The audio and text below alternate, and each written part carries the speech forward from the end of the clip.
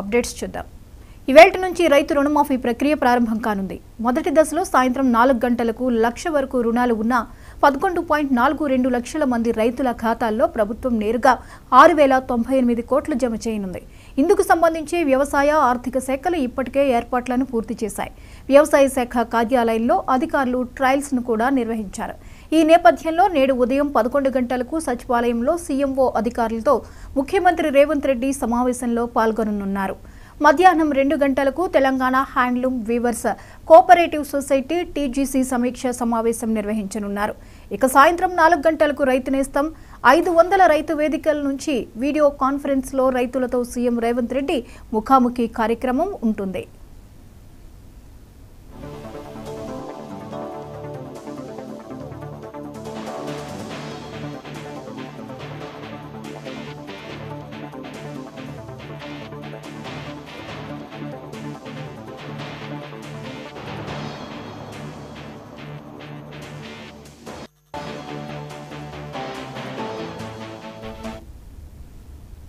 CM Revanth Reddy August 15 లోపు 2 లక్షల రుణమాఫీ చేస్తామని ప్రకటించిన సంగతి తెలిసిందే.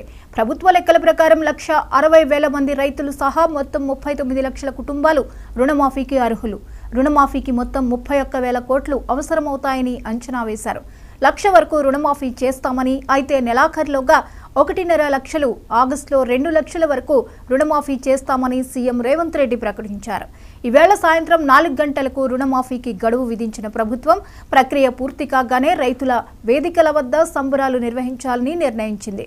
రుణమాఫీ నిధులను విడుదల చేసిన అనంతరం సీఎం రేవంత్ రెడ్డి ఆన్లైన్ ద్వారా రైతులతో మాట్లాడనున్నారు. అనంతరం రైతు వేదికలో ఎమ్మెల్యేలు, స్థానిక ప్రజాప్రతినిధులతో కలిసి వేడుకలు నిర్వహిస్తారు. ఇందుకు సంబంధించి స్థానిక అధికారులు ఇప్పటికే ఏర్పాట్లను పూర్తి చేశారు. ప్రతి గ్రామం నుంచి రైతులను తరలించేందుకు ఏర్పాట్లు చేశారు.